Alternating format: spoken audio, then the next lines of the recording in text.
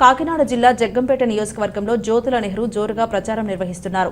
దీనిలో భాగంగా ఉమ్మడి కూటమి ఎమ్మెల్యే అభ్యర్థి జ్యోతుల నెహ్రూ జగ్గంపేట మండలం కాట్రవులపల్లి గ్రామంలో టీడీపీ నాయకులు ముసిరెడ్డి నాగేశ్వరరావు, ఏలేటి బాబీ ఆధ్వర్యంలో జ్యోతుల నెహ్రూ ప్రచార రథంపై ఎన్నికల ప్రచారం నిర్వహించారు. ఈ సందర్భంగా జ్యోతుల నెహ్రూ ప్రజలు బ్రహ్మరథం పడుతూ అలాగే పువ్వుల వర్షం కురిపించారు. మహిళలు మంగళహారతులతో స్వాగతం పలికారు. రేపు 13వ తేదీన జరగబోయే ఎన్నికలలో జనసేన, బీజేపీ, టీడీపీ కూటమి ఎమ్మెల్యే అభ్యర్థినైన నాకు సైకిల్ గుర్తుపై ఓటు వేసి గెలిపించాలని కోరారు. అదేవిధంగా కాకినాడ ఎంపీ అభ్యర్థిగా పోటీ చేస్తున్న తంగళ్ల ఉదయ్ శ్రీనివాస్ కు గాజు గ్లాస్ గుర్తుపై ఓటు వేసి గెలిపించాలని కోరారు. అదేవిధంగా సూపర్ 6 టీడీపీ మేనిఫెస్టోను ప్రజలకు వివరించారు. మౌలిక సదుపాయాలు లేవు అని చెప్తున్నటువంటి పరిస్థితి రాబోయే రోజుల్లో తెలుగుదేశం ప్రభుత్వం పవన్ కళ్యాణ్ గారితో కలిసి ఏర్పడ్డ తర్వాత ఈ మౌలిక సదుపాయాలన్నీ కూడా తప్పగా ఏర్పాటు చేస్తామని చెప్పేసి ఇది ఎన్నికల కోసం మీరేదో నాకు ఓట్లేస్తారనో మాత్రం నేను చెప్పలేదు. అది మా బాధ్యతగా ప్రభుత్వం మాది ఏర్పడితే మా బాధ్యతగా మీకు మౌలిక సదుపాయాలు వేయడం జరుగుతుంది. రోడ్లు కానీ డ్రైన్లు కానీ ఉన్నటువంటి సదుపాయాలన్నీ కూడా ఇచ్చేటటువంటి పరిస్థితి ఉంటుంది అని చెప్పి మనం చేసుకుంటూ సెలవు తీసుకుంటున్నాం. 4:30 గంటలకు ప్రారంభమైనటువంటి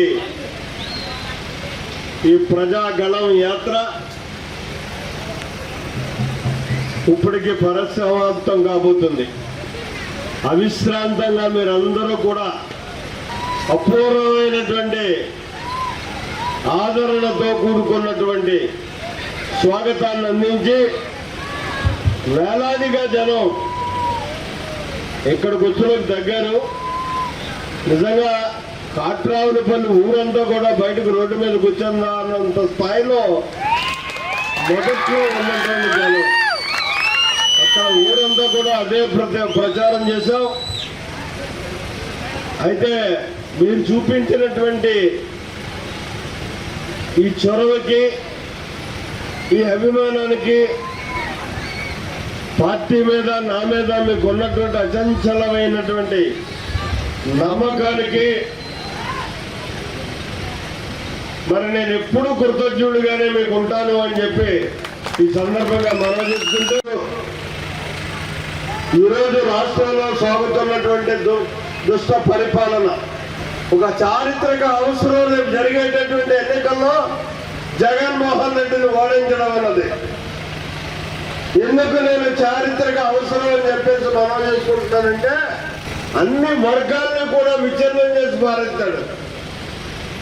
ఒక్కసారి మీకు మీరు ప్రశ్నించుకుంటే మీకు కలిగిన నష్టం ఏంటి జగన్మోహన్ రెడ్డి వల్ల అన్నది చాలా క్లారిటీగా అర్థమయ్యేటటువంటి పరిస్థితి ఉంటుంది.